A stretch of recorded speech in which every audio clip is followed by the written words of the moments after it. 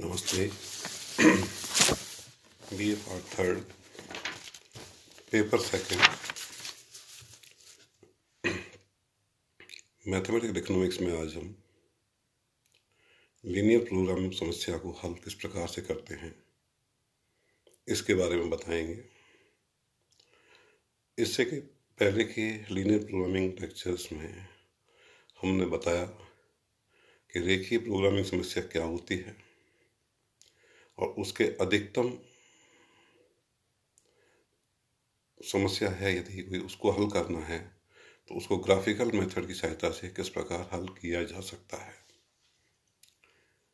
आज हम न्यूनतम समस्या के बारे में कि यदि समस्या न्यूनतम की है तो उसे हम किस प्रकार से हल करेंगे इस बारे में समझाएंगे।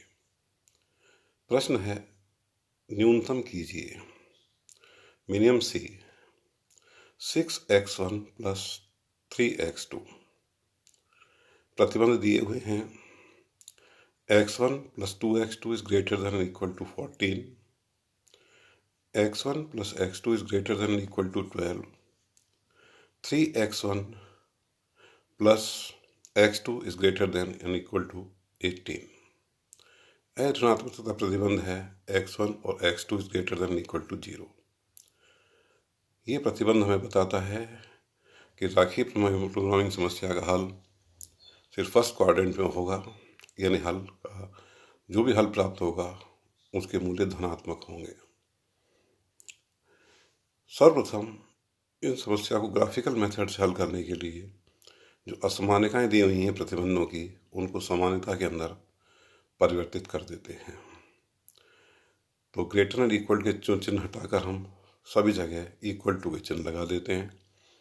x1 plus 3x2 is equal to 14, x1 plus x2 is equal to 12, 3x1 plus x2 is equal to 18। अब एक एक करके समीकरण में x1 एक बार x1 और एक बार x2 के मान 0 रखकर हम प्रत्येक समीकरण के निर्देशांक प्राप्त कर लेते हैं। पहले समीकरण में x1 बराबर 0 रखने पर 2x2 बराबर 14 या x2 बराबर 14/2 यानी 7। तो प्रथम समीकरण का पहला निर्देशांक हुआ 0 और 7। इसी प्रकार से x2 बराबर 0 रखने पर x1 इज इक्वल टू 14। तो दूसरा निर्देशांक हुआ जिससे सरल रेखा हम प्राप्त करेंगे 14 और 0। 0 और 7 और 14 और 0 को यदि हम ग्राफ पर अंकित करें तो हमें सरल रेखा प्राप्त हो जाएगी। इसी प्रकार यही प्रक्रिया हम समीकरण 2 में से प्राप्त करते हैं। एक बार x1 बराबर 0 रखते हैं और एक दूसरी बार x2 बराबर 0 रखते हैं। प्रथम बार x1 बराबर 0 रखने पर x2 का मान 12 आता है, तो 0 और 12 इसके निर्देशांक हैं। इसी प्रकार से x2 बराबर 0 रखने पर 12 और 0 प्राप्त होता है। इससे हम सरल रेखा CD प्राप्त कर सकते हैं।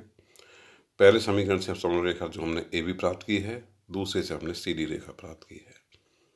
इसी प्रकार यही प्रक्रिया हम समीकरण 3 में अपनाते हैं। समीकरण 3 में x1 बराबर 0 रखने पर x2 बराबर 18 आता है और x2 बराबर 0 रखने पर 3x1 बराबर 18 या x1 बराबर 18/3 यानी 6 आता है। इसकी सहायता से हमें रेखा EF प्राप्त हो जाती है। इन तीनों रेखाओं को हम ग्राफ पर अंकित कर देते हैं।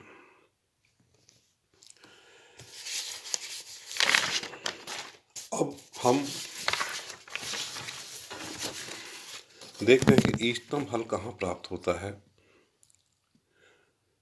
तो हम देखते हैं कि तीनों ही चिन्ह में ग्रेटर देन इक्वल टू हैं, तो हमें एक ऐसा हल प्राप्त करना होगा जो इन तीनों प्रतिबंधों को संतुष्ट करता है।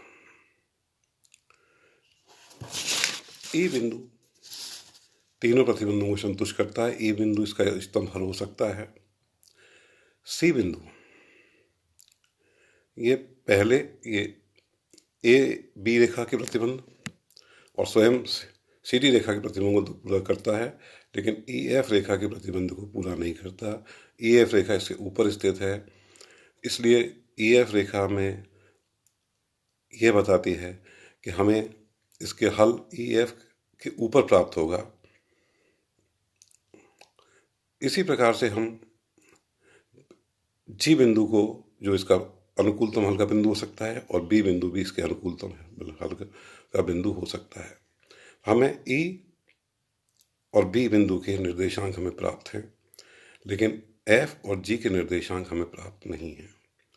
एफ और जी के निर्देशांक को प्राप्त करने के लिए हम संबंधित समीकरणों की सहायता से इनके निर्देशांक प्राप्त करेंगे। एफ बिंदु के निर्देशांक को प्राप्त करने के लिए समीकरण 2 व 3 का प्रयोग करना होगा।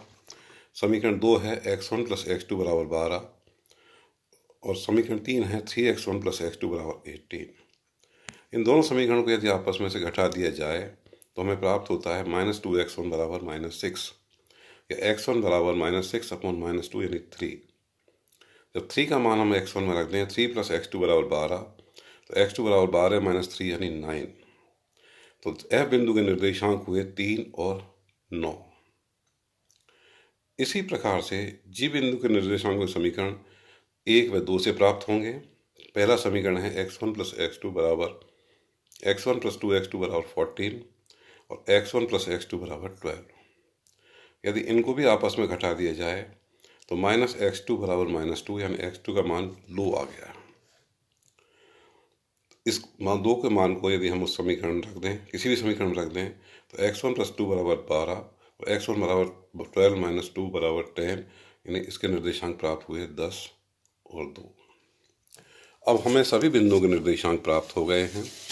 तो इष्टतम हल निकालने के लिए जो ई, एफ, जी और बी के जो निर्देशांक हैं उन्हें हमें लक्ष्य फलन के अंदर रखना होगा। ई बिंदु के निर्देशांक हैं 0 और 18 और लक्ष्य फलन हमें दिया हुआ है, न्यूनतम करना है c = 6x1 + 3x2।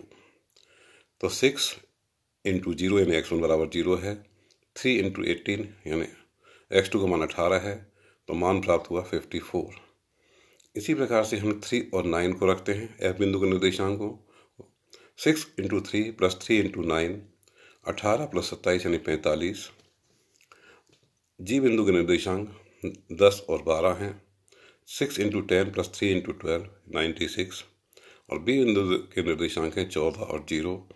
6 × 14 + 3 × 0 यानी 89।